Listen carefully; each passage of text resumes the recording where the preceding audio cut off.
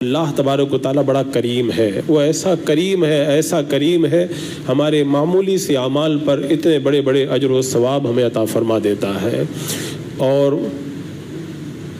یہاں پر میں حاضر ہوا ہمارے حضرت مولانا قاری نذر عالم صاحب اور حضرت علامہ مولانا اسلم صاحب قبلہ کی کاوشوں اور ان کے ماتحت چل رہے مدارس کا بھی میں نے جائزہ لیا۔ مجھے ذہن تو کچھ اور بھی آپ کے سامنے ابھی دینا ہے، لیکن چونکہ میں نے مدارس کو دیکھا اور ان مدارس کا تعاون کرنے والے آپ ہی حضرات ہیں، تو دو چار باتیں اگر اس حوالے سے میں نہ کہوں تو یہ بھی بڑی ناشکری ہوگی۔ حضرات مکرم، میں اس حوالے سے ایک بات آپ کے سامنے رکھوں گا۔ آپ حضرات نے بارہا سنا ہوگا کہ جب اللہ کے رسول صلی اللہ تعالیٰ علیہ وسلم مدینہ منورہ مکۃ المکرمہ کے اندر اسلام کی تبلیغ فرماتے تھے، کفار آپ پر ظلم و ستم کے پہاڑ توڑتے تھے، تو آپ نے طائف کا ایک دورہ کیا تھا، لیکن طائف کے رہنے والے مکہ والوں سے کم ظالم نہیں تھے، انہوں نے اور بھی زیادہ میرے آقا صلی اللہ تعالیٰ علیہ وسلم پر ظلم و ستم کے پہاڑ توڑے۔ اس کے بعد میں اللہ کے رسول علیہ الصلوۃ والسلام کا معمول یہ بن گیا، موسم حج میں باہر سے آنے والے جو حجاج کرام مدینہ مکۃ المکرمہ میں منی کی وادی کے دامن کے اندر رات کے وقت میں قیام کرتے تھے، تو اس وقت اللہ کے رسول صلی اللہ تعالیٰ علیہ وسلم ان کے پاس میں تشریف لے جاتے تھے۔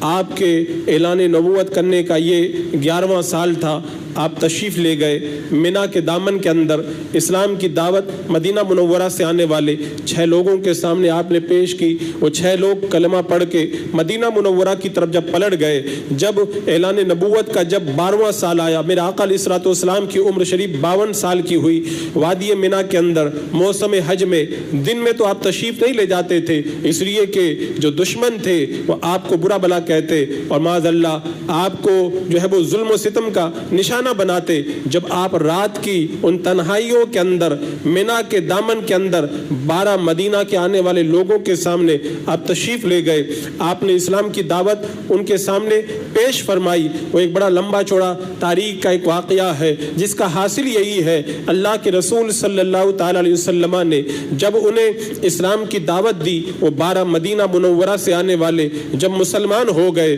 میں آپ کی توجہ ایک لمحے کے لیے چاہوں گا۔ آج ہم لوگ 20 سال 30 سال اور 50 سال کی عمر گزار دیتے ہیں، ہمارے دل کے اندر علم دین حاصل کرنے کا وہ جذبہ نہیں پیدا ہو پاتا، ہمارے دل کے اندر علم دین کی وہ طلب اور وہ للک نہیں پیدا ہو پاتی۔ آپ اپنے دل پر ہاتھ رکھ کر کے سوچیں اور غور کریں، مدینہ منورہ سے وہ 12 حضرات آئے ہیں، رات کے وقت میں اللہ کے رسول علیہ الصلوۃ والسلام نے انہیں اسلام کی دعوت دی، وہ ایمان لائے۔ ابھی ایمان لائے ہوئے چند منٹ کا عرصہ گزرا ہے، ابھی چند منٹ گزرے ہیں، جب وہ مدینہ منورہ کی طرف پلٹنے لگے، انہوں نے اللہ کے رسول علیہ الصلوۃ والسلام سے عرض کی، یا رسول اللہ، ہم مدینہ منورہ کی طرف جا رہے ہیں، ہمارے ساتھ میں آپ ایسے صحابہ کو بھیج دیں جو مدینہ منورہ کے اندر ہمیں علم دین سکھایا کریں۔ ابھی ایمان لائے ہیں اور اللہ کے رسول علیہ السلام کی بارگاہ میں کیا عرض کر رہے ہیں، آپ ایسے حضرات ہمارے ساتھ میں عطا فرما دیں جو ہمیں مدینہ منورہ کے اندر علم دین سکھائیں۔ بتاؤ، ہم اپنی عمر اسلام کی حالت میں گزار دیتے ہیں، لیکن طلب علم کا وہ جذبہ ہمارے دلوں کے اندر نہیں پیدا ہوتا، اور وہ ابھی ایمان لائے ہیں اور ابھی کہہ رہے یا رسول اللہ وہ صحابہ عطا کر دے جو ہم کو مدینہ آ کر کے علم دین عطا فرمایا کریں۔ میرے آقا صلی اللہ تعالیٰ علیہ وسلم نے حضرت مصعب ابن عمیر اور حضرت ابن ام مکتوم کو ان حضرات کے ساتھ میں بھیجا، اور وہ لوگ گئے اور جا کر کے مدینہ منورہ کے اندر علم دین ان حضرات کو سکھانے لگے۔ بتاؤ یہ کتنی بڑی سعادت مندی ہے کہ بندہ ایمان لا رہا ہے، اور ایمان لاتے ہی تمنا اگر کر رہا ہے تو دنیا کی نہیں بلکہ یہ تمنا کر رہا ہے، یا رسول اللہ صلی اللہ تعالیٰ علیہ وسلم ہمارے علم دین سیکھنے کا آپ انتظام فرما دیجئے۔ اور ایسا نہیں ہے کہ جب اللہ کے رسول صلی اللہ تعالیٰ علیہ वसल्लम मदीना मुनव्वरा में तशरीफ ले गए तो मस्जिद नबवी की दरसगाह और वो अजीम दरसगाह लगी, ऐसा नहीं बल्कि तारीख और सीरत आप पढ़ करके देखें। अल्लाह के रसूल सल्लल्लाहु ताला अलैहि वसल्लम के मदीना मुनव्वरा जाने से पहले मदीना मुनव्वरा के अंदर 3 मदरसे चला करते थे। एक मदरसा बनी ज़ुरैक में चलता था और दूसरा मदरसा ये हजरत असअद बिन ज़ुरारा के मकान में चलता था जिसमें हजरत मुसअब इब्न उमैर पढ़ाया करते थे, और तीसरा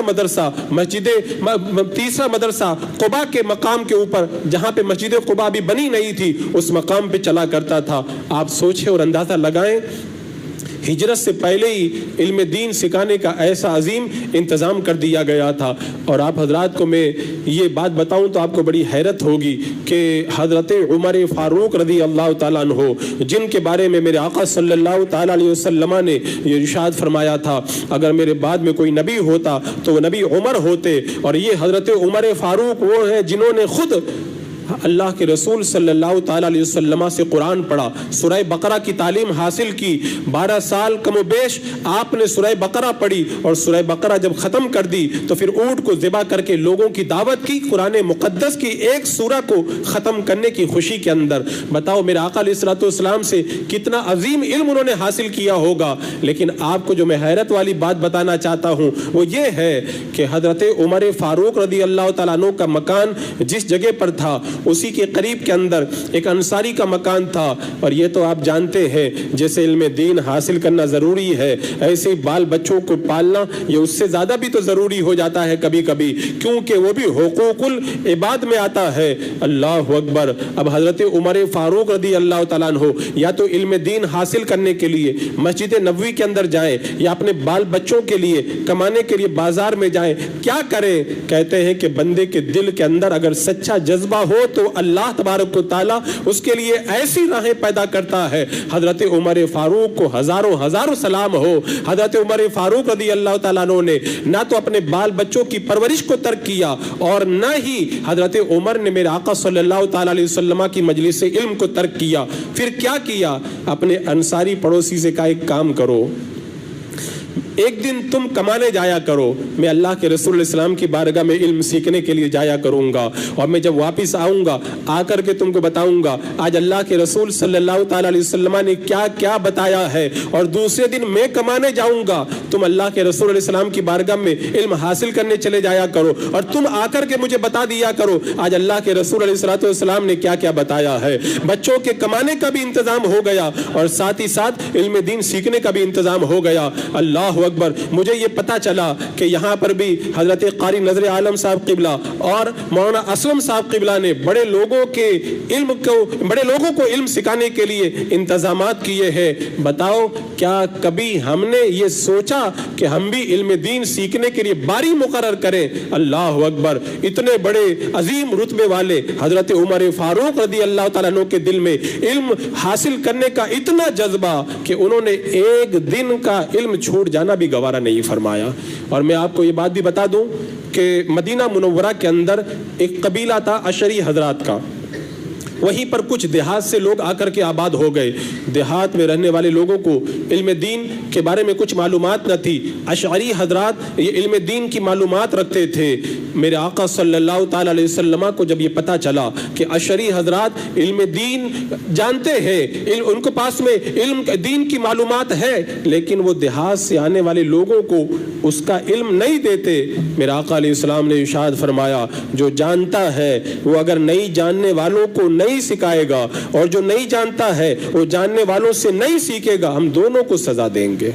मेरा आका अलैहिस्सलाम ने फरमाया दोनों को सजा देंगे। अशरी हजरात मेरे आका अलैहिस्सलाम की बारगाह में हाजिर हुए, अर्ज की या रसूल अल्लाह सल्लल्लाहु ताला अलैहि वसल्लम आप हमें 1 साल का टाइम दे दें, 1 साल में हम जो जानते हैं नहीं जानने वालों को सिखा देंगे। मेरे आका अलैहिस्सलातु वस्सलाम ने उनको 1 साल का वक्त दिया। अब वो अशरी हजरात उन देहात से आने वाले लोगों को सिखाने के अंदर मशगूल हो गए। अब मैं आपसे पूछना चाहता हूँ जो हजरात नहीं जानते हैं क्या उन्होंने कभी ये सोचा कि हम जानने वालों से आकर के सीखें? اور جو حضرات جانتے ہیں کیا انہوں نے کبھی اس بات کی طرف توجہ دی کہ جو نہیں جانتا ہے اس کو ہم سکھائیں؟ الحمدللہ جو حضرات جاننے والے ہیں انہوں نے ہر طرح سے توجہ دی اور وہ کوشش میں لگے ہوئے ہیں. اب جو نہیں جانتے ہیں ان کی ذمہ داری ہے کہ آ کر کے وہ علم حاصل کر لیں. ورنہ میرے آقا علیہ السلام نے کیا فرمایا؟ اگر ایسا نہیں کرو گے تو ہم سزا دیں گے. کون فرما رہا ہے؟ معلم کائنات صلی اللہ تعالیٰ علیہ وسلم ارشاد فرما رہے ہیں. عزیزان مکرم، یہ بڑی خوشی کی بات ہے کہ یہاں پہ مدرسے چل رہے ہیں ذمہ دار حضرات کی نگرانی میں، اور بڑے لوگوں کی تعلیم کا بھی انتظام ہوا. الحمدللہ میں نے یہاں کے کام کا جائزہ لیا. اللہ تبارک و تعالیٰ علم دین کی تبلیغ کرنے والے اور سیکھنے والے، اس میں تعاون کرنے والے سب کو دنیا اور آخرت کی دولتوں سے مالا مال فرمائے. یہ چند باتیں میں نے مدرسے کے حوالے سے عرض کر دی، ورنہ جو حضرت قاری صاحب قبلہ نے مجھے کچھ عنوان دیا تھا مجھے اس حوالے سے بھی بیان کرنا ہے، اور خود میرا اپنا بھی ایک یہ درد ہے. میں چاہوں گا کہ میرے اس درد کو آپ لوگ سمجھیں اور حالات کو دیکھتے ہوئے ان باتوں کو سمجھ کر کے پورے طور پر شریعت مطہرہ کے مطابق زندگی گزارنے کی کوشش کریں. آج حالات ایسے بن رہے ہیں، ہر بندہ یہ چاہتا ہے کہ آسانی ہو جائے، اور وہ انہی لوگوں کی طرف بھاگتے ہوئے نظر آتے ہیں جو آسانی کا قول کرتے ہیں. اور آج کل تو ایسے حالات ہو گئے کہ اگر معاذ اللہ کوئی حرام چیز کو بھی اگر جائز کہہ دے تو بندہ اسی کی طرف جاتا ہے. یہ نہیں دیکھتا کہ یہ حرام ہے، بلکہ یہ دیکھتا ہے کہ میرے لیے اس کے اندر بڑی آسانی کا سامان فراہم کر دیا گیا. بہت ساری مثالیں اس کی آپ کی نگاہوں کے سامنے موجود ہیں. کیا میرے آقا صلی اللہ تعالیٰ علیہ وسلم کا یہ فرمان آپ کو پتہ نہیں قیامت کے دن سب سے سخت عذاب تصویر والوں کو ہوگا؟ اور کیا یہ حدیث پاک آپ حضرات نے بارہا نہیں سنی کہ قیامت کے دن جہنم اپنی گردن کو نکالے گا اور کہے گا کہ آج مجھے دو لوگوں سے نپٹنا ہے، ایک تصویر والوں سے آج مجھ کو نپٹنا ہے. کتنی حدیثیں موجود ہیں. لیکن جو بندہ یہ کہہ دیتا ہے یہ جائز ہے تو پھر بندہ اسی کی طرف بھاگتا ہوا نظر آتا ہے. کیوں؟ کہ اس کے اندر بڑی آسانی ہے. یہ تو میں نے ایک مثال دی، ورنہ بھی بہت ساری چیزیں ہماری نگاہوں کے سامنے ہیں. وہابیہ کے ساتھ تعلقات کا مسئلہ ہے. اسی طریقے سے بہت ساری وہ چیزیں ہیں جن کے اندر آسانی دیکھ کر لوگ بڑی تیزی سے ان کی طرف رغبت کرتے ہوئے نظر آتے ہیں. حضرات مکرم، فتنوں کے اس دور کے اندر اللہ تبارک و تعالیٰ نے حضور تاج الشریعہ رحمت اللہ تعالیٰ علیہ کو حق کا داعی اور حق کا مبلغ بنا کر کے ہمارے درمیان بھیجا. آپ ساری زندگی اسلام کی صحیح تعلیمات کو ہمارے درمیان پیش کرتے رہے. الحمدللہ اس دور کے اندر حق اگر ہے تو مسلک اعلیٰ حضرت پر عمل کرنے ہی کے اندر ہے.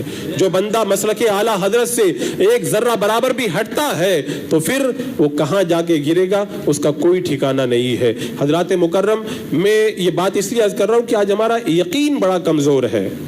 ہم یقین کی کمزوری کی وجہ سے حق کے اوپر باقی نہیں رہ پاتے. تو سب سے پہلے ہمیں اپنے دل کے اندر حقانیت پر جم کر کے یقین کامل حاصل کرنا چاہیے.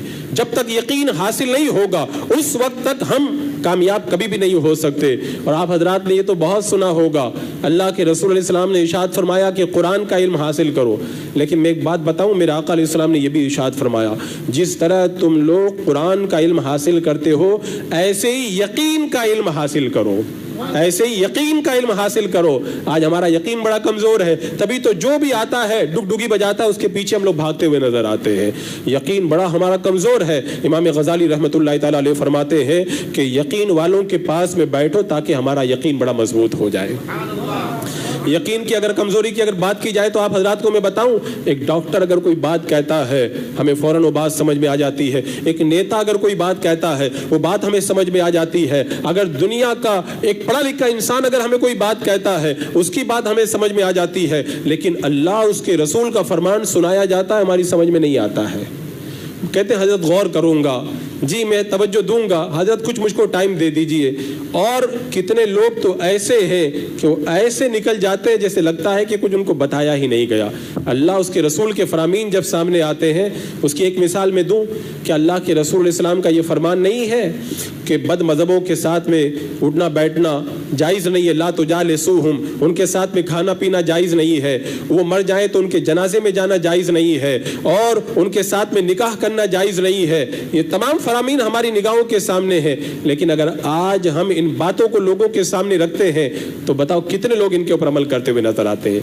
اس کا مطلب یہی تو ہوا کہ اللہ اس کے رسول کے فرامین پر جیسا یقین ہونا چاہیے ویسا یقین ہمیں نہیں ہے. اور میں آپ کو بتاتا ہوں, جب وہ آیت کریمہ نازل ہوئی وَلَوْ أَنَّا قَتَبْنَا عَلِيمًا اقْتُلُوا أَنفُسَكُمْ, اگر ہم ان پر یہ فرض کر دیتے کہ اپنے آپ کو قتل کرو, جب یہ آیت کریمہ اتری حضرت ابو بکر صدیق رضی اللہ تعالیٰ عنہ میرے آقا صلی اللہ تعالیٰ علیہ وسلم کی بارگاہ میں حاضر ہوئے اور عرض کی یا رسول اللہ اگر آپ حکم دے دیں تو میں اپنی گردن کاٹ کے آپ کے قدموں میں رکھ دوں. اللہ کے رسول علیہ السلام نے فرمایا ابو بکر تم نے صحیح کہا. یہ یقین تھا ان کا, رب نے فرما دیا تو کہا یا رسول اللہ آپ فرما دیں کہ یہ حکم اگر ہمارے لیے بھی ہو ابھی گردن کاٹ کے رکھ دوں. اور میں بتاؤں یقین کس چیز کا نام ہے. حضرت ام المومنین عائشہ صدیقہ رضی اللہ تعالی عنہا نے ایک بار اللہ کے رسول علیہ السلام کی بارگاہ میں عرض کیا یا رسول اللہ صلی اللہ تعالی علیہ وسلم, جب سے آپ نے بتایا ہے کہ قبر بندے کو جس کو قبر میں رکھا جاتا ہے اس کو دباتی ہے, یا رسول اللہ تب سے مجھ کو نیند نہیں آتی رات میں. یہ حدیث آپ نے بھی سنی ہے نا کہ بندے کو جب قبر میں رکھا جاتا ہے تو قبر دباتی ہے. آپ کو رات میں نیند آتی ہے کہ نہیں آتی ہے؟ ہم لوگ بڑے آرام سے جا کے سو جاتے. حضرت ام المومنین عائشہ صدیقہ رضی اللہ تعالیٰ عنہ کہہ رہے ہیں یا رسول اللہ جب سے آپ نے کہا ہے تب سے رات میں مجھ کو نیند نہیں آتی, میری راتوں کی نیند اڑ کر کے رہ گئی ہے. ان کا یقین بڑا مضبوط تھا.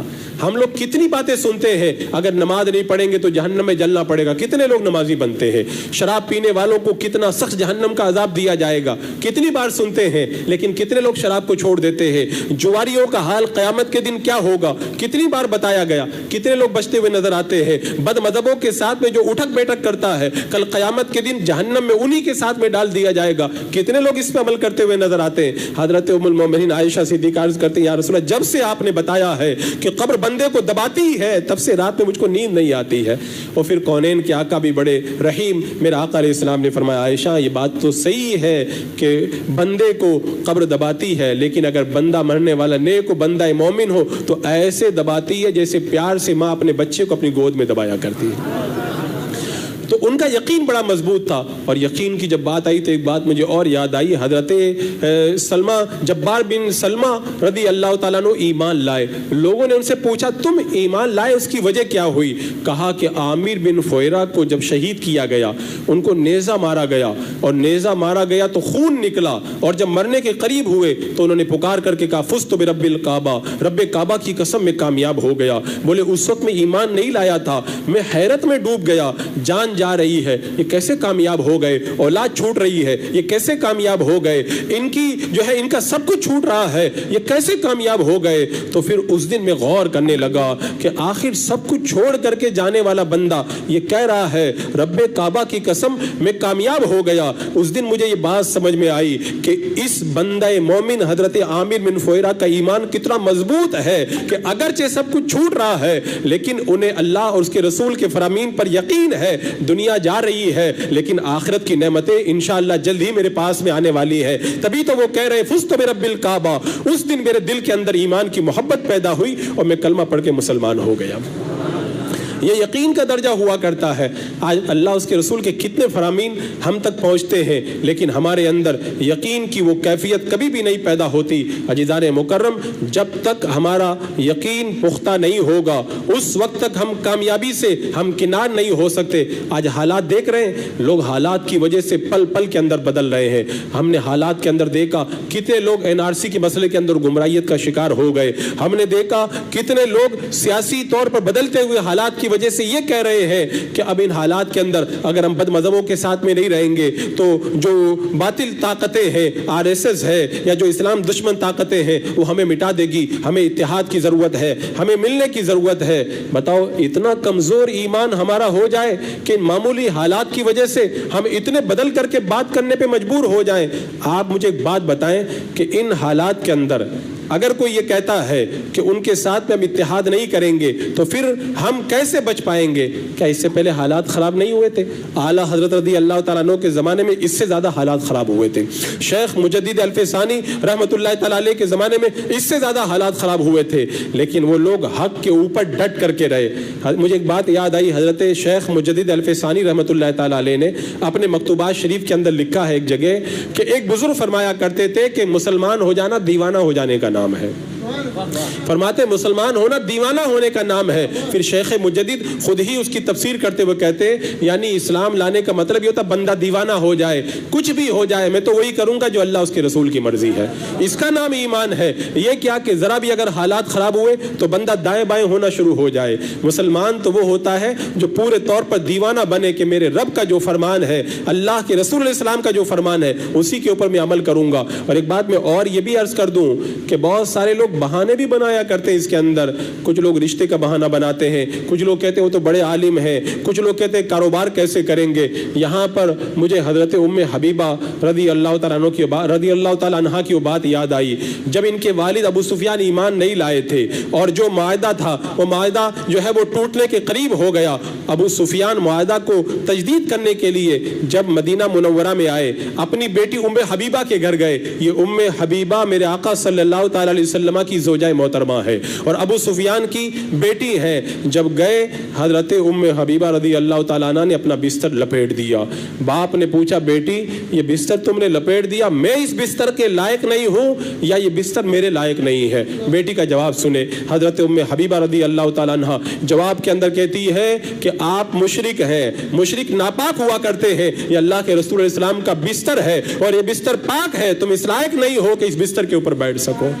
ایک بیٹی اپنے باپ سے کہہ رہی ہے، اس کو کہتے ہیں مسلمان ہو جانا۔ اسلام تو نام ہے دیوانہ ہو جانے کا۔ اللہ اس کے رسول نے جو کہہ دیا بس اس کے لیے ہمہ وقت بندہ تیار رہے، پھر یہ نہ دیکھے کہ میرے سامنے آ رہا وہ رشتہ دار ہے کہ کوئی اجنبی آدمی ہے، اس کا نام دیوانگی ہے۔ اللہ اکبر کبیرہ۔ جب تک ایسی دیوانگی ہمارے اوپر طاری نہیں ہوگی ہم کامیاب نہیں ہوں گے۔ اور عزیزان مکرم ایک بات میں یہ بھی عرض کر دوں کہ لوگ تو مر ہی رہے اور ہم بھی دنیا سے ایک دن چلے جائیں گے اور زندگیاں تو دن بدن ختم ہو رہی ہیں۔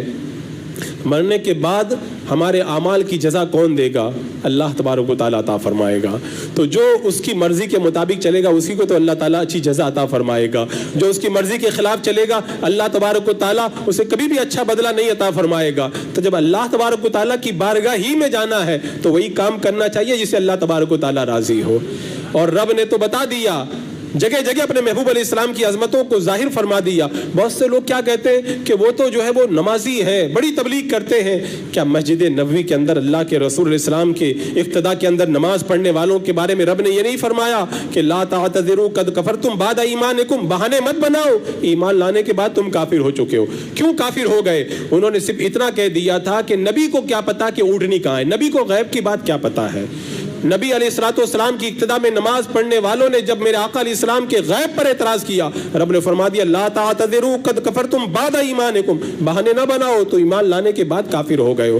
لوگ ان کی کتابیں تک پڑھتے ہیں اور کہتے ہیں کہ ان میں بھی تو اچھی باتیں لکھی ہے۔ اللہ اکبر۔ حضرت عمر رضی اللہ تعالیٰ عنہ میرے آقا علیہ السلام کی بارگاہ میں حاضر ہوئے، توریت کا ایک نسخہ ہے، پڑھنے لگے، ابھی چہرہ اقدس پہ نظر نہیں پڑی، جو پڑھتے چلے جا رہے ہیں میرے آقا علیہ السلام کا چہرہ مبارک متغیر ہونے لگا۔ حضرت ابو بکر صدیق رضی اللہ تعالیٰ عنہ نے کہا ابو بکر اے عمر دیکھتے نہیں اللہ کے رسول علیہ السلام کے چہرے کی طرف؟ جب حضرت عمر رضی اللہ تعالیٰ عنہ نے نظر اٹھا کے دیکھا چہرے پہ جلال کے آثار نظر آئے، غضب سے ان کے خدا بچائے، جلال باری عتاب میں ہے۔ جب دیکھا تو کانپ گئے، گھٹنوں کے بل بیٹھ گئے، معافی مانگنے لگے، یا رسول اللہ مجھے معاف فرما دے، میں ایمان لایا اللہ کے رب ہونے پر، آپ کے رسول ہونے پر، اسلام کے سچے دین ہونے پر، یا رسول اللہ مجھے معاف فرما دے۔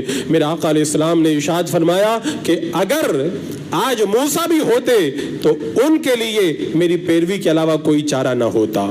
اگر آج موسیٰ بھی ہوتے تو میری پیروی کرتے۔ اب میں آپ سے ایک سوال کرنا چاہتا ہوں، حضرت عمر فاروق رضی اللہ تعالیٰ عنہ کیا پڑھ رہے تھے؟ کوئی اور کتاب نہیں پڑھ رہے تھے، آسمانی کتاب ہے توریت جو اللہ نے نازل فرمائی ہے، اسی توریت کو پڑھ رہے ہیں۔ مگر اس توریت میں کچھ لوگوں نے تبدیلی کر دی ہے۔ جب اللہ کی نازل کی ہوئی کتاب کے اندر اگر کوئی کچھ تبدیلی کر دے اور اگر اس کو کوئی پڑھے، میرا آقا علیہ السلام اتنے جلال میں آ جائے تو جن کتابوں کے اندر یا جن کتابوں کے لکھنے والوں نے اللہ اس کے رسول کی شان میں گستاخی کی ہے، اگر کوئی ان کو پڑھے گا تو اللہ اس کے رسول کتنے ناراض ہوں گے۔ اور جب اللہ اس کے رسول ناراض ہو گئے تو دنیا میں ٹھکانہ ہے نہ آخرت کے اندر اس کا کوئی ٹھکانہ ہوگا۔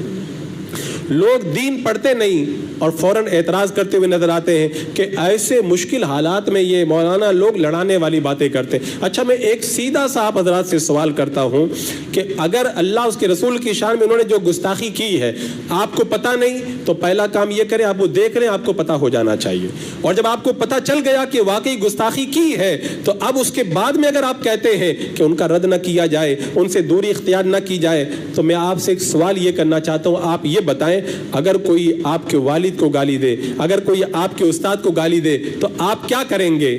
آپ میں سے میرے خیال سے کوئی بھی ایسا بندہ نہیں ہوگا جو خاموش بیٹھے گا۔ تو آپ کے والد، آپ کے رشتہ داروں کی عظمتیں اتنی زیادہ کہ اگر کوئی ان کے خلاف بولے آپ ان سے زندگی بھر کے لیے تعلق توڑ لیں، بلکہ مقدمہ بازی تک کی نوبت آ جائے، اور اللہ اس کے رسول کی عظمت ہمارے دلوں میں اتنی بھی نہ ہو کہ جو گستاخی کرنے والے یا اس طرح کی باتیں کرنے والے یا ان کو ماننے والے ہیں اگر ان سے دور رہنے کے لیے کہا جائے تو پھر ہم جو ہے وہ طرح طرح کے بہانے بناتے ہوئے نظر آتے ہیں۔ اس کا مطلب ہمارے دلوں کے اندر والدین کی عظمت زیادہ ہے، اللہ اس کے رسول کی عظمت کم ہے، اور اگر واقعی یہ حال ہے تو پھر اللہ کے عذاب کا انتظار کرنا چاہیے۔ ایک حدیث پاک میں نے پڑھا تھا کہ جب دجال نکلے گا تو بہت سارے لوگ کہیں گے ہم دجال کو دیکھنے جاتے ہیں، تو ان سے کہا جائے گا نہ جاؤ، تو وہ کہیں گے کہ ہمارا ایمان بڑا مضبوط ہے، دجال کو دیکھ کر ہم پر کوئی اثر نہیں ہوگا۔ اللہ کے رسول علیہ السلام نے ارشاد فرمایا وہ اپنے ایمان کو مضبوط سمجھ کر کے دجال کو دیکھنے جائیں گے، دجال کو دیکھیں گے اور اس کو دیکھ کر کے پھر گمراہ ہو جائیں گے۔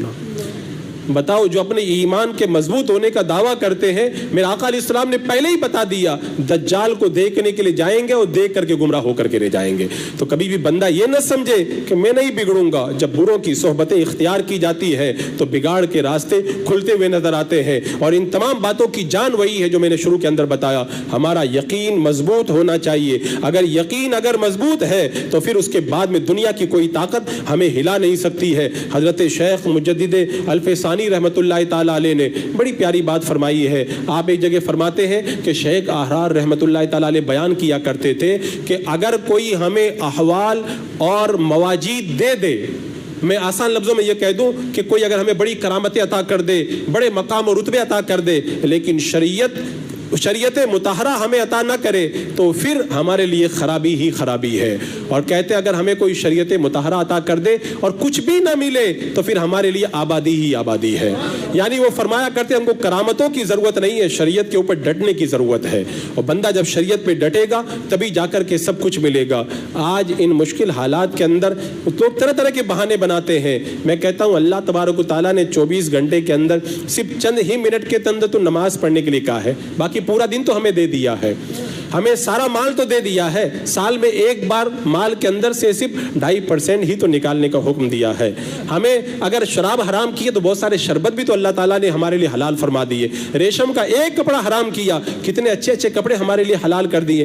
دین کوئی مشکل نہیں ہے، بندہ جب اس کو مشکل بنانا چاہتا ہے تو پھر اس کو مشکل نظر آیا کرتا ہے۔ اور ایمان کتنا مضبوط ہونا چاہیے، اس حوالے سے مجھے ایک بات یاد آئی، جب عیسائیوں نے مسلمانوں کی عورتوں کے اوپر جب حملہ کیا، مسلم لشکر آگے تھا، عورتیں پیچھے رہ گئی تھی، اور جب عیسائیوں نے ان کے اوپر حملہ کیا تو عورتوں نے ان سے مقابلہ کیا۔ ان کا جو سردار تھا پطرس، اس نے مسلمانوں کے اندر موجود ایک خاتون خولا کو جب دیکھا، بڑی حسین و جمیل نظر آئی، تو اس نے ایک بات کہی تھی، میں بڑا رئیس ہوں، عورتیں مجھ سے شادی کرنے کے لیے مرتی ہیں، اگر تم میرے قبضے میں آ جاؤ تو میں تمہیں بڑی دولتوں سے نواز دوں گا۔ تو حضرت خولا کا ایمان دیکھو، اللہ نے کتنا مضبوط ایمان ان کو عطا فرمایا تھا۔ آج جو ہے وہ کتنے غیروں کے ساتھ ہماری مسلم لڑکیاں جو ہے وہ بھاگتی ہوئی نظر آتی ہے، معمولی عشق کے چکر میں، دولت کے چکر میں، یا معمولی لذت کے چکر میں۔ حضرت خولا کا ایمان دیکھو، یقین کتنا مضبوط ہے۔ کہا کہ تو کافر ہے، میں مسلمان ہوں، میں تو اتنا بھی گوارا نہیں کر سکتی کہ اپنے جانوروں کو میں تجھ سے چراؤں، تو اس لائق بھی میں تجھ کو نہیں سمجھتی، تو یہ کیسے کہہ رہا ہے کہ میں تیرے مال کی وجہ سے تیرے ساتھ میں شادی کرنا گوارا کر لوں۔ یہ جب اتنا مضبوط ایمان ہوتا ہے تو اللہ تبارک و تعالیٰ غیب سے مدد کا سامان پیدا فرماتا ہے۔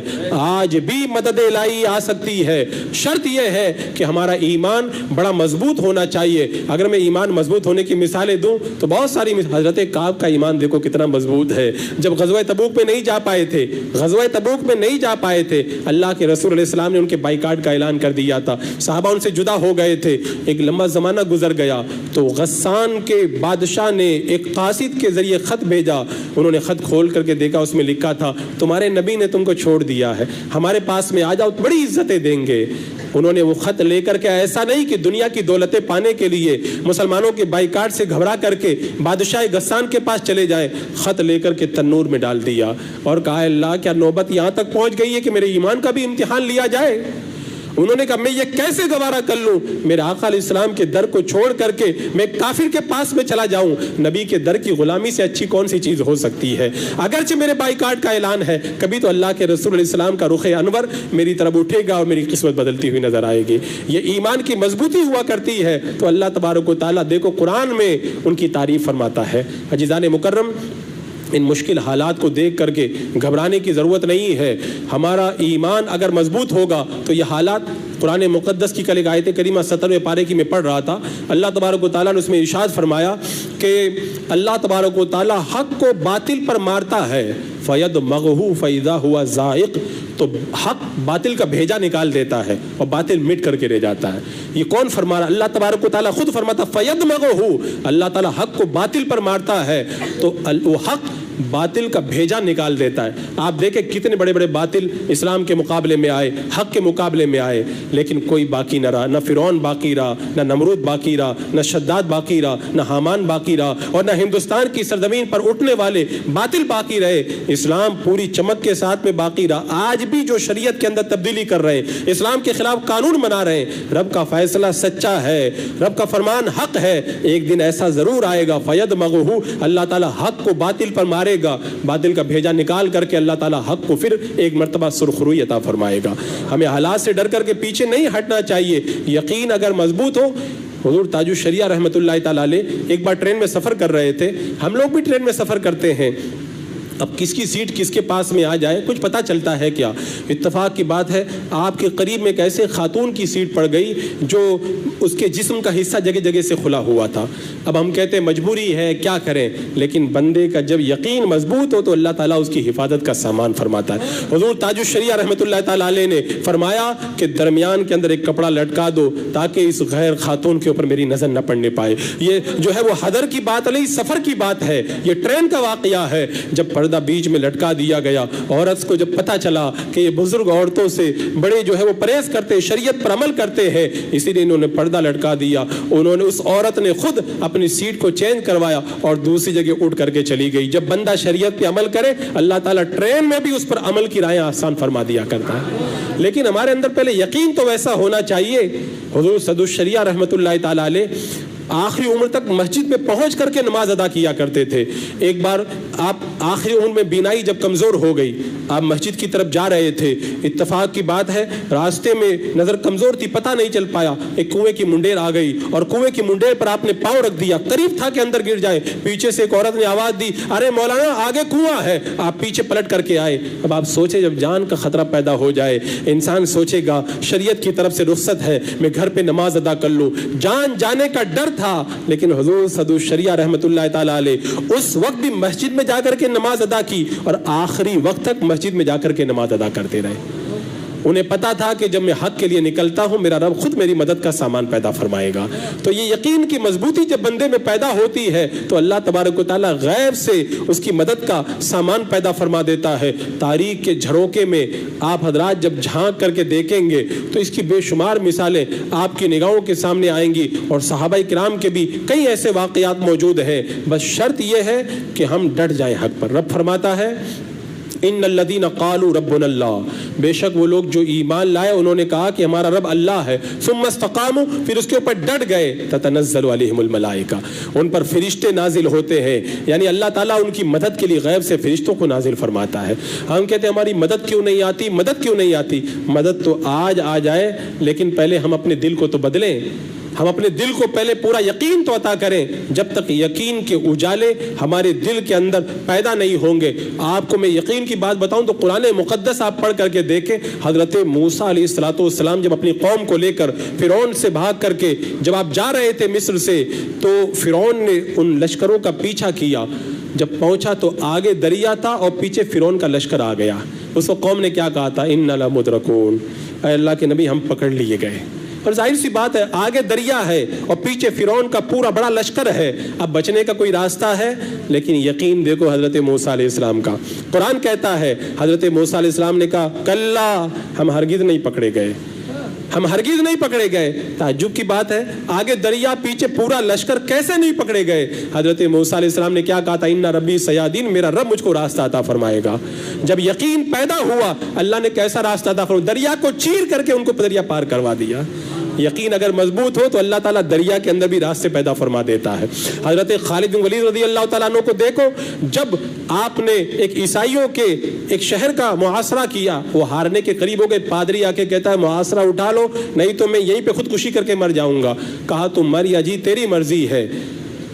حضرت خالد بن ولید نے کہا کہ جب تک اللہ نہ چاہے کوئی مر نہیں سکتا اور جس کو موت دے وہ بچ نہیں سکتا. اس نے کہا یہ صحیح بات ہے. کہاں صحیح بات ہے؟ کہ یہ زہر کھا کے دکھا دو. حضرت خالد بن ولید رضی اللہ تعالیٰ عنہ نے پادری کے ہاتھوں سے زہر لیا، بسم اللہ پڑھ کے کھا گئے. وہ پادری حیرت میں ڈوب گیا، یہ یقین کہاں سے آیا؟ ہم کہتے تو ہیں کہ اللہ کی مرضی ہوتی ہے وہی ہوتا ہے، لیکن ہمارا اتنا یقین تو مضبوط نہیں ہے. حضرت خالد بن ولید نے کہا میرا رب نہیں چاہے گا تو میں نہیں مر سکتا، لاؤ میں کھا کے دکھاتا ہوں. کھایا، وہ کلمہ پڑھ کے مسلمان ہو گیا. اللہ تبارک و تعالیٰ نے مسلمانوں کو فتح عطا فرمائی. یہ تاریخ ہم مسلمانوں کی. حضرت سعد بن ابی وقاص رضی اللہ تعالیٰ عنہ کی تاریخ پڑھے، جب مدائن کو فتح کرنے جا رہے ہیں، پل کا جتنا راستہ تھا سب انہوں نے جو ہے وہ کافروں نے کاٹ دیا. اب وہاں پہ جانے کا کوئی راستہ نہیں، پل کاٹ دیا گیا. اور سامنے کیا تھا؟ سامنے پوری فوج دریا پہ آ کے بیٹھ گئی کنارے پر. وہ دیکھ رہے تھے دریا کیسے پار کرتے ہیں. کیا کوئی راستہ ہو سکتا؟ اتنا بڑا دریا ہو، پل بھی نہ ہو، کیا کوئی دریا پار کر سکتا ہے؟ حضرت سعد بن ابی وقاص رضی اللہ تعالیٰ عنہ کا ایمان بڑا مضبوط ہے. آپ نے فرمایا میرے پیچھے پیچھے آؤ گے؟ سب نے کہا ہم پیچھے پیچھے آئیں گے. آپ نے بسم اللہ الرحمن الرحیم پڑھا اور دریا کے اندر گھوڑے کے قدم ڈال دیے. جب آپ کا گھوڑا دریا میں کودا تو پیچھے پورا اسلامی لشکر دریا کے اندر کود گیا. اور اتنا خطرناک دریا بغیر کسی پل کے، بغیر کسی برج کے انہوں نے پار کیا. اور جب پار کر کے دوسرے کنارے پہ پہنچے، مدائن والے فوجی چلا اٹھے، بھوت آ گئے، بھوت آ گئے، اور پورا قلعہ فتح کر خالی کر کے چلے گئے. اللہ تبارک و تعالیٰ نے مسلمانوں کو فتح عطا فرما دی. یہ یقین کی بہاریں ہیں. ہم کہتے ہیں مدد نہیں آتی، مدد تو آج آ جائے، ابھی اسی وقت آ جائے، لیکن پہلے ہمارے دل کے اندر وہ ایمان اور وہ عقیدہ تو مضبوط ہو. تھوڑی تھوڑی باتوں میں ہم بدل جاتے ہیں کہ فلاں مولانا صاحب نے تو جائز کہا ہے، وہ بھی تو صحیح کہہ رہے ہیں، وہ بھی تو صحیح کہہ رہے ہیں. شریعت مطہرہ کا جو اصل حکم ہے اس کو دیکھو. شریعت کے حکم پہ جب چلو گے تبھی اللہ تبارک و تعالیٰ راضی ہوگا، ورنہ دائیں بائیں کے راستے نکالنے والے بہت ہیں. ابھی آپ نے دیکھا پچھلے دنوں کے اندر بمبئی کی سرزمین پر بھی حضرت امیر معاویہ رضی اللہ تعالیٰ عنہ کی شان میں گستاخانہ کلمات کہے گئے. ابھی گجرات کی سرزمین سے بد مذہبوں کے حوالے سے اتنی رمی دکھائی گئی کہ اہل ایمان کا ایمان خطرے کے اندر پڑ گیا. جب اس طرح کے لوگ جب اہل ایمان کے ایمان کا سودا کرنے کے لیے آمادہ ہو جائیں گے تو ایسے موقع پر اگر ایمان کی حفاظت کا سامان ہوگا الحمدللہ بریلی شریف سے ہوگا. اور ہر دور کے اندر بریلی شریف اہل ایمان کی حفاظت کے لیے سب سے آگے آ کر کے دکھاتا ہے. اگر کامیابی چاہتے ہو، کامرانی چاہتے ہو تو پھر مسلک اعلیٰ حضرت پہ چلو. انشاءاللہ صحیح معنوں کے اندر جو اصل دین اللہ کے رسول علیہ السلام سے ہمیں ملا ہے وہ دین پر ہمیں اعلیٰ حضرت سرکار کی تعلیمات چلاتی ہوئی نظر آئیں گی. بات آ گئی ہے تو میں عرض کروں، اعلیٰ حضرت رضی اللہ تعالیٰ عنہ صرف لکھتے نہیں تھے، آپ کے دل کے اندر ایمان بھی بڑا مضبوط تھا. کل میں نے ایک بات پڑھی تو میں حیرت میں ڈوب گیا. فرشتے کھاتے پیتے نہیں ہیں اور اللہ کی تسبیح کرتے رہتے. میں پڑھ رہا تھا تو حضور صد الافاضل رحمۃ اللہ تعالیٰ علیہ کی بات وہاں پہ میں نے پڑھی. مفتی احمد یار خان صاحب علیہ رحمہ فرماتے ہیں کہ حضور صد الافاضل نے ایک بار بتایا تھا کہ اعلیٰ حضرت رضی اللہ تعالیٰ عنہ نے ایک مرتبہ 15 دن تک کچھ بھی کھایا پیا نہیں. 16ویں دن سے پہلا روزہ تھا، 16ویں دن سے آپ نے روزہ رکھ دیا اور 16ویں دن کا جب روزہ کھلا تو پہلا روزہ جب افطار کیا تو 16ویں دن بغیر کچھ کھائے پیا آپ نے 16ویں دن افطاری کے وقت میں تھوڑا سا کچھ کھایا پیا. کیا کوئی بندہ 15 دن تک بغیر کھائے پیے رہ سکتا ہے؟ لیکن اللہ تعالیٰ جب روحانیت عطا فرماتا ہے تو ایسی روحانیت عطا فرماتا ہے. تو میں یقین کی بات کر رہا تھا، اعلیٰ حضرت رضی اللہ تعالیٰ عنہ کا یقین کتنا مضبوط تھا کہ جب آپ اپنے والدین کے ساتھ میں پہلے سفر حج پہ جا رہے تھے، طوفان آیا، لوگوں نے کفن پہن لیے، کوئی بچنے کی امید نہیں تھی، ملا نے اعلان کر دیا اب مرے کہ تب مرے. حضور اعلیٰ حضرت سرکار نے اپنے والدین کے چہرے پہ کچھ جو ہے وہ حیرانی کے آثار دیکھے تو کہا کہ انشاءاللہ یہ جہاز نہیں ڈوبے گا، اور انہوں نے اعلیٰ حضرت سرکار نے اللہ کی قسم کھا کر کے کہا کہ جہاز نہیں ڈوبے گا۔ اب اس کے بعد میں بڑے جھمیلوں کے بعد میں جب جہاز بچ گیا، آپ سے پوچھا گیا کہ آپ کیسے کہہ رہے تھے کہ جہاز نہیں ڈوبے گا؟ کہا اس لیے کہ میں نے حدیث پاک میں پڑھا ہے بسم اللہ مجریہا و مرساہا، یہ دعا جو پڑھ کر کے کشتی میں بیٹھ جائے وہ کشتی ڈوبنے سے محفوظ ہو جاتی ہے۔ میں جانتا تھا ملا غلط کہہ سکتا ہے، اللہ کے رسول اسلام کا فرمان کبھی غلط نہیں ہو سکتا۔ یہ یقین کی مضبوطی ہے۔ آپ مکہ المکرمہ کے اندر ہیں اور مکہ المکرمہ کے اندر بارش ہونے لگی، آپ کو بخار تھا، آپ نکل کر کے آئے، طواف کرنے لگے۔ علامہ اسماعیل رحمۃ اللہ تعالیٰ علیہ کہا کہ آپ بخار ہے، آپ کو آرام کرنا چاہیے، آپ ابھی تھوڑا آرام کریں، بخار بڑھ جائے گا۔ کہا کہ میں نے وہ حدیث پاک پڑھی تو مجھے یاد آیا کہ جو بندہ بارش میں طواف کرتا ہے وہ اللہ کی رحمت میں تیرتا ہے، تو میں نے سوچا کہ میں بارش میں طواف، کہا کہ وہ حدیث پاک ضعیف ہے۔ اعلیٰ حضرت نے فرمایا حدیث ضعیف ہے، احمد رضا کا ایمان بڑا مضبوط ہے۔ جب یقین مضبوط ہوتا ہے تو اللہ تعالیٰ ایسے ایسے رتبے عطا فرماتا ہے۔ اعلیٰ حضرت کی یقین کی باتیں بھی بہت ہیں، کتنے میں عرض کروں۔ بیلی شریف کی سرزمین پر جب طاعون و فلیک کی بیماری پھیلی تھی، اعلیٰ حضرت سرکار کو بھی گٹلی نکل گئی اور طبیب آیا، آپ بول نہیں پا رہے تھے، طبیب نے دیکھا تو کہا وہی ہے، یعنی طاعون و فلیک ہے، اب جو ہے بچنے کی کوئی صورت نہیں ہے۔ اعلیٰ حضرت فرما رہے بول رہا تھا، میں اپنے دل میں کہہ رہا تھا طبیب جھوٹا ہے، میرے آقا سچے ہیں۔ جب آپ کو شفا ہو گئی تو آپ نے فرمایا کہ وہ حدیث پاک میں جو دعا الحمدللہ الذی عافانی مما ابتلاک بہ وفضلنی علی کثیر ممن خلقنا تفضیلا، وہ دعا جو بندہ پڑھ لے جس بیمار کو دیکھ کر کے پھر اس مرض کے اندر اللہ تعالیٰ اس کو مبتلا نہیں فرمائے گا۔ وہ دعا میں ایسے مریض کو دیکھ کر کے پڑھ چکا تھا، طبیب جب کہنے لگا کہ یہ وہی طاعون ہے، میں اپنے دل میں کہہ رہا تھا کہ یہ طبیب جھوٹا ہے، میرے آقا سچے ہیں، کچھ بھی ہو سکتا ہے، مجھے طاعون کی بیماری نہیں ہو سکتی ہے، کیونکہ میرے آقا نے فرما دیا جو اس دعا کو پڑھ لے گا اس کو یہ بیماری نہیں ہوگی۔ ایسا مضبوط ایمان ہو تو کیسے مدد نہیں آتی ہے۔ کون ہوتا ہے وزیر اور کون ہوتا ہے وزیر اعلیٰ اور کون ہوتا ہے وزیر اعظم؟ کوئی کچھ نہیں ہوتا، جو کچھ ہے میرا رب جو چاہتا ہے وہی ہوتا ہے۔ تؤتی الملک من تشاء وتنزع الملک ممن تشاء، اللہ نے قرآن میں فیصلہ کر دیا، میرا ملک ہے، جس کو چاہوں گا دوں گا، جس سے چاہوں گا واپس لے لوں گا، یہ رب کا فیصلہ ہے۔ اگر ظالموں کو ملک دیا گیا ہے تو ہماری بدعملیوں کی سزا ہے۔ یہاں پر ایک بات جب میں پڑھتا ہوں تو میرے دل کو بڑی چوٹ لگتی ہے۔ وہ ایلا والوں کے بارے میں آپ حضرات نے سنا ہوگا کہ ایلا بستی کے لوگوں کو اللہ تبارک و تعالیٰ نے سنیچر کے دن مچھلی کا شکار کرنے سے منع کیا تھا۔ ان لوگوں نے سنیچر کے دن مچھلی کا شکار نہیں کیا، وہ سنیچر کے دن جاتے تھے، نالی بنا کے آ جاتے تھے، تو نالی کے راستے سے ساری مچھلیاں ایک گڑھے میں جمع ہو جاتی تھی، اتوار کے دن جا کے پکڑ لیتے تھے۔ کہتے تھے اللہ تبارک و تعالیٰ نے سنیچر کو مچھلی کا شکار کرنے سے منع کیا، ہم نے سنیچر کو تو شکار نہیں کیا، سنڈے کو جا کے مچھلیاں پکڑی ہیں، لہذا ہم اللہ کی نافرمانی نہیں کیے ہیں۔ جب انہوں نے بہانہ بنا کر کے اللہ کے حکم کی خلاف ورزی کی کہ گڑھا کھود کر کے مچھلیوں کو جمع کرنا یہ بھی تو شکار ہی کرنا ہے، اللہ تبارک و تعالیٰ نے کیا سزا دی ان کو؟ کونوا قردۃ خاسئین، فرمایا دھتکارے ہوئے بندر بن جاؤ، سب کو بندر بنا دیا گیا۔ مچھلی کھانا جائز ہے، حلال ہے، لیکن اللہ تبارک و تعالیٰ منع کر دے اور اس کے بعد میں اگر کوئی کھا لے تو اللہ تعالیٰ اس کو بندر بنا دیتا ہے۔ شراب پینا تو حرام ہے، جوا کھیلنا تو حرام ہے، نمازوں کو ترک کرنا تو حرام ہے، اور دیگر بہت ساری معصیت بد مذہبوں سے میل جول یہ تو حرام ہے۔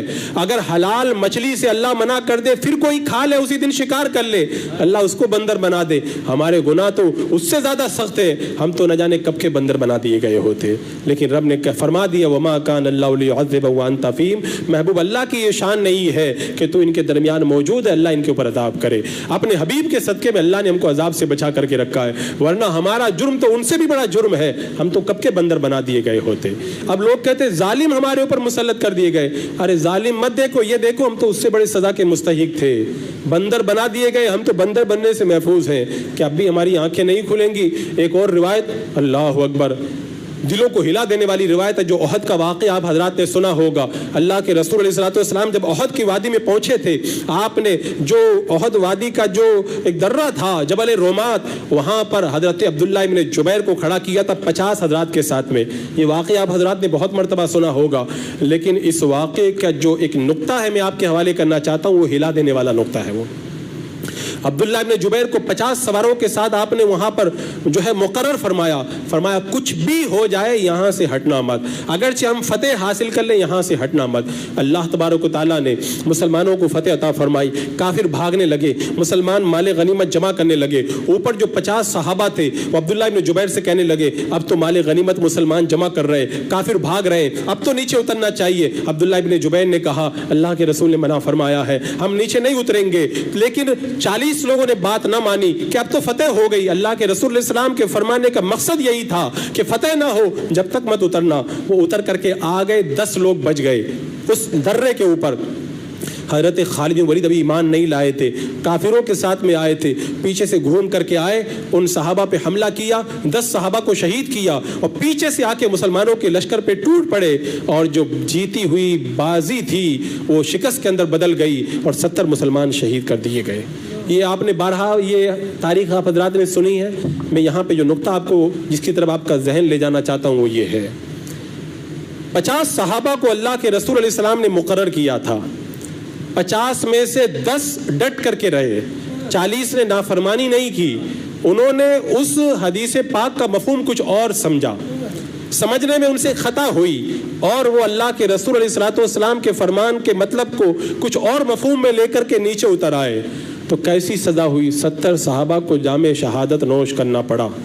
میں آپ کے دل سے پوچھنا چاہتا ہوں، اپنے دل پہ ہاتھ رکھ کے بتاؤ، صحابہ نے نافرمانی نہیں کی تھی، صحابہ کرام نے اللہ کے رسول علیہ السلام کے حکم کو نہیں توڑا تھا، ایک حدیث پاک کے مفہوم کو سمجھ نہ سکے اور بظاہر انہوں نے عمل کچھ کیا لیکن مفہوم حدیث کا کچھ اور تھا، تو سزا کے طور پر 70 صحابہ کو جام شہادت نوش کرنا پڑا۔